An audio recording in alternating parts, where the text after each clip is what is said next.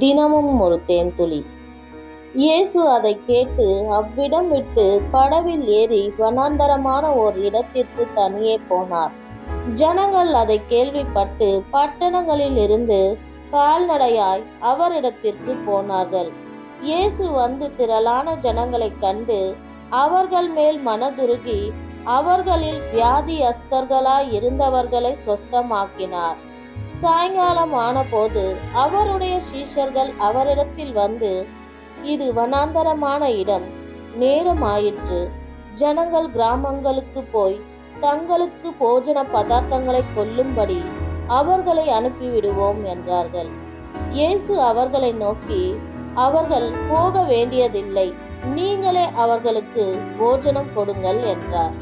அதற்கு அவர்கள், இங்கே எங்களிடத்தில் 5 அப்பமும் 2 மீன்களுமே அல்லாமல் வேறொன்றும் இல்லை என்றார்கள். அவைகளை என்னிடத்தில் கொண்டு வாருங்கள் என்றார்.